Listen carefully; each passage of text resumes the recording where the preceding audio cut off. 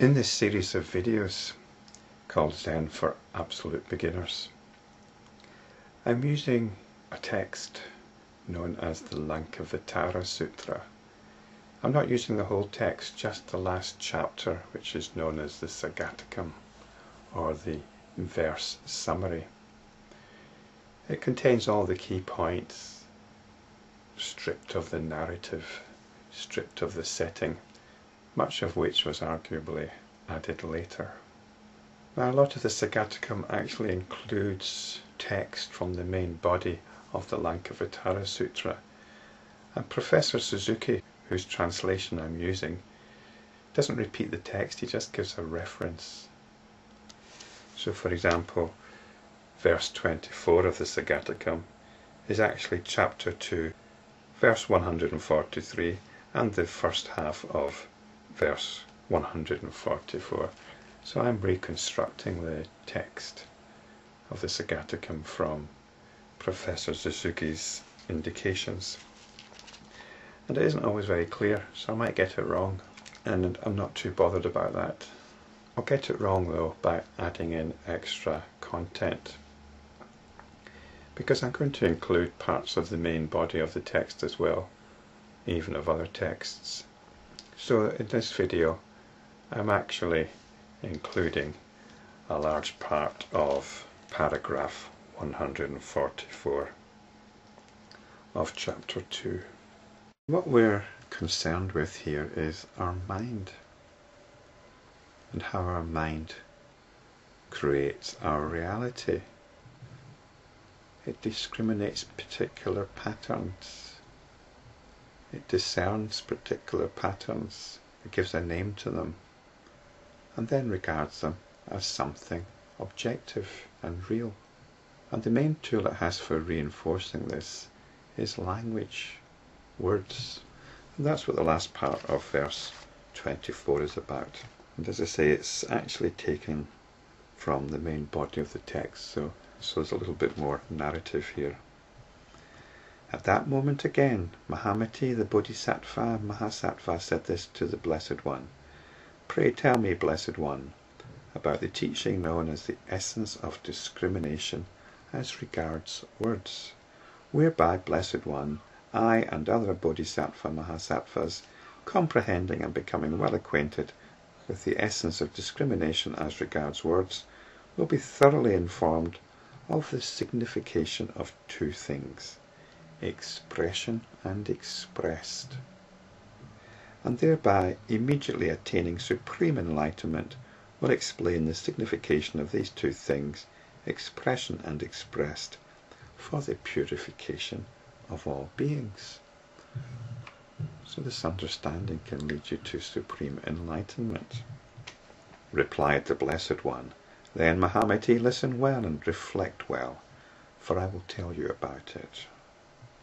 Well done, said Mahamati the Bodhisattva-Mahasattva, and listened to the Blessed One.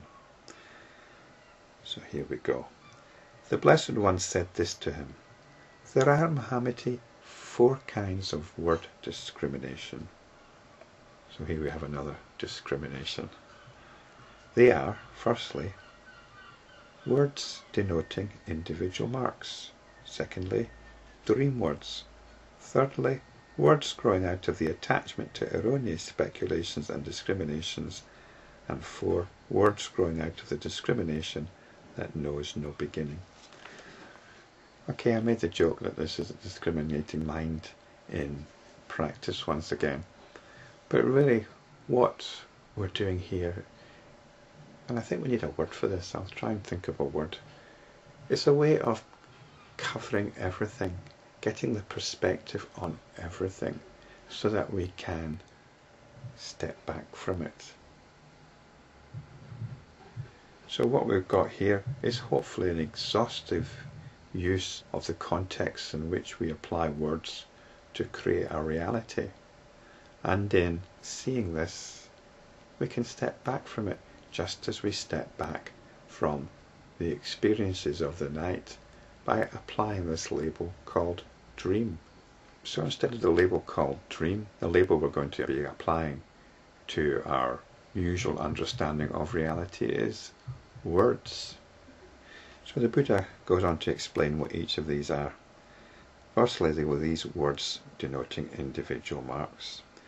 Now, Mahamati, the words denoting individual marks rise from discriminating forms and characteristic signs as real in themselves and becoming attached to them.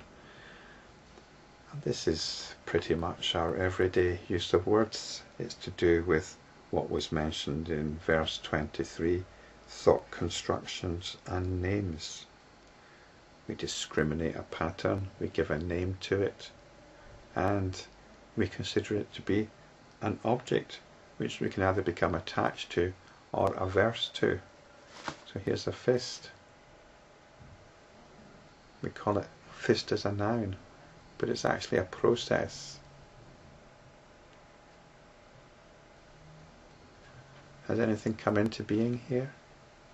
It's just a hand, which is itself a process, and so on. That was all covered previously. So that's the first kind. Discriminating a form with particular characteristics as something real and becoming attached to it. The dream words, this is the second category, Mahamati, rise from the unreal surroundings which reveal themselves when it recollects its previous experience. So I think these are words which we use to describe our dreams. Because I'll say, I dreamt of a mountain. Let's just say I dreamt of Mount Everest. The label of that mountain in my dream as Mount Everest, it's labeling quite a different thought construction to what we understand in the waking state as Mount Everest. So these are different kinds of thought construction, the ones that we label in our waking state and the ones that we label in our dream state. The words growing out of the attachment to erroneous speculations and discriminations, Mahamati, rise from recollecting deeds once previously committed. So this is to do with memory. We're talking about memory here. This sets our own tone. This sets our tone, our emotional tone, to the experience of life. We will say, the world is such and such a place, or I had such and such a family, I had such and such a childhood. And this colours our whole experience of reality. It's a very conditioned reality. The words growing out of the discrimination that has been functioning since beginningless time, Mahamati, rise from the habit energy whose seeds have been growing out of the clinging to erroneous speculations and false imagination since beginningless time. And these are the assumptions of our culture. It may be a culture that believes in a first cause, that everything started from a particular origin. It might be a culture which reinforces traditional values, traditional ways of doing things, arranged marriages. It might be a culture which believes in being happy, or a culture which believes in economic wealth or conquest or whatever. Again, this shapes our reality. So there's something very profound here. I say, Mahamati, these are the 4 features of word discrimination, which is the answer to your question. So this is extremely profound. It's covering all dimensions of our reality.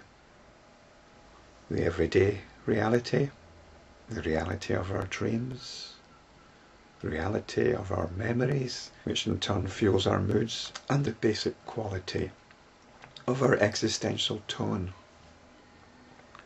And then there's the reality of the culture within which we find ourselves. So let's get this into our view, and in doing so, step back from it. Step back into awareness.